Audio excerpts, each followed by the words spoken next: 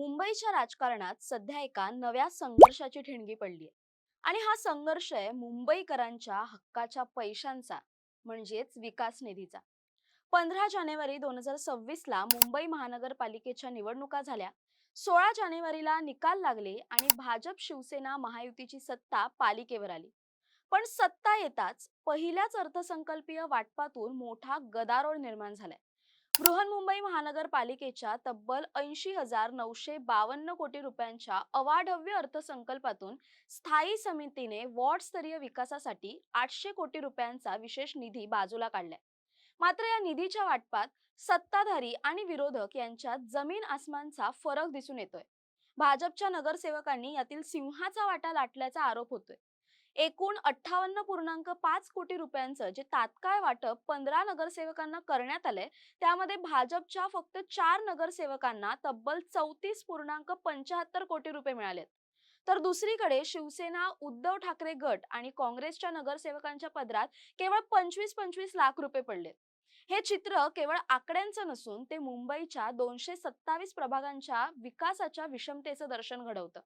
स्थायी समितीचे अध्यक्ष प्रभाकर शिंदे यांनी स्वतःसाठी 2.5 कोटी रुपये, सभागृह नेते गणेश खानकर यांच्यासाठी 20 कोटी, शिक्षण समिती अध्यक्ष राजश्री शिरवाडकर आणि शिंदे गटाचे गटनेते अमेय घोले यांच्यासाठी प्रत्येकी 10 कोटी रुपयांची तरतूद करण्यात आली आहे.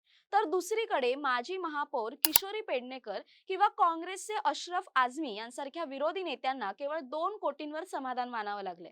या निधी वाटपातील सर्वात धक्कादायक बाब म्हणजे ज्या 15 नगरसेवकांना हा भरघोस निधी मिळालाय, त्यापैकी 11 जण स्वतःच तिजोरीवर नियंत्रण ठेवणाऱ्या 26 सदस्यीय स्थायी समितीचे सदस्य आहेत. यावरून आपलेच दात आणि आपलेच ओठ अशी परिस्थिती पालिकेत निर्माण झाली आहे का, असा सवाल विचारला जातोय. भाजपचे नेते गणेश खानकर यांनी या आरोपांचं खंडन करताना एक अजब तर्क मांडलाय. ते म्हणतात की आम्ही फक्त जुन्या अविभक्त शिवसेनेने घालून दिलेल्या परंपरेचं पालन करतोय. पुस्तक तेच आहे, फक्त वाचणारे बदललेत. मात्र या विधानामुळे वादावर पडदा पडण्याऐवजी तो अधिकच पेटलाय.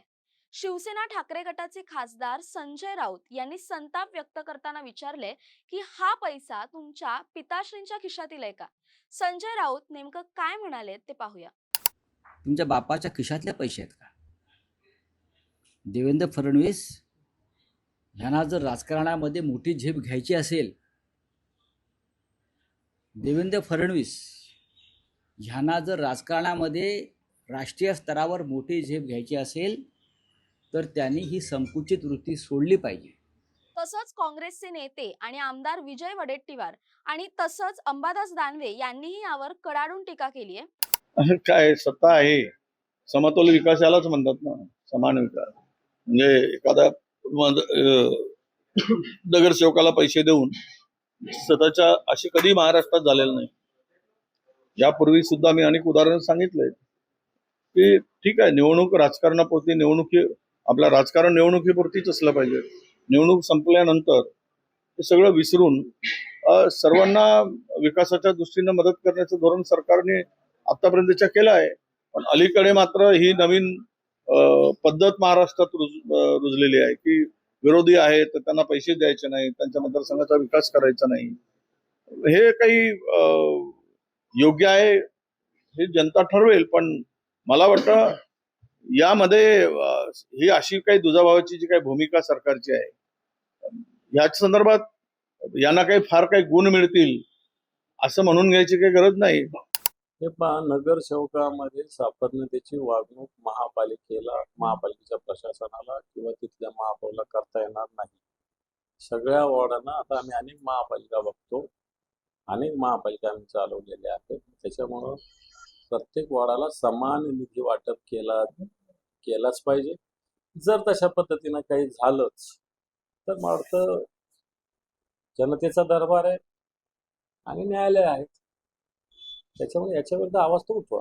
जर निधीचं समान वाटप झालं नाही तर आम्हाला न्यायालयाचा दरवाजा ठोठावा लागेल, असा इशारा दिलाय. मुंबईच्या प्रत्येक नगरसेवकाला नियमानुसार 1.6 कोटी रुपये दरवर्षी मिळतातच. पण हा अतिरिक्त 800 कोटींचा निधी कोणत्या निकषावर वाटला जातोय याबद्दल कोणतीही स्पष्ट नियमावली नाही. महापौरांच्या निधीसाठी 150 कोटींची वेगळी तरतूद असतानाही ठराविक नगरसेवकांना कोट्यवधी रुपये देणे हे मुंबईकरांच्या करदात्यांच्या पैशाचं अपव्यय आहे की राजकीय सूडबुद्धी, यावर आता चर्चा रंगली आहे। MIM आणि मनसेच्या नगरसेवकांनाही या वाटपात डावललं गेल्याने सर्वच विरोधी पक्षांमध्ये सत्ताधाऱ्यांविरोधात एकजूट पाहायला मिळते। विशेष म्हणजे अनुभवी नगरसेविका विशाखा राऊत यांनी पालिकेच्या पारदर्शकतेवरच प्रश्नचिन्ह उपस्थित केले। त्यांना वाटपाच्या पुस्तकाची प्रतही वेळेवर मिळाली नसल्याचं त्यांनी स्पष्ट केलंय। जर एका वॉर्डला 10-20 कोटी आणि दुसऱ्या वॉर्डला फक्त 25 लाख दिले जात असतील तर मुंबईचा समतोल विकास कसा होणार? रस्ते, पाणी, सांडपाणी उपसा आणि आरोग्याच्या सुविधा केवळ सत्ताधाऱ्यांच्या वॉर्डातच दिल्या जाणार का, हा प्रश्न आता प्रत्येक मुंबईकराच्या मनात निर्माण झालाय। आगामी काळात हा निधी वाटपाचा वाद केवळ महापालिकेच्या सभागृहातच नाही तर रस्त्यावर आणि न्यायालयातही गाजण्याची चिन्ह आहेत।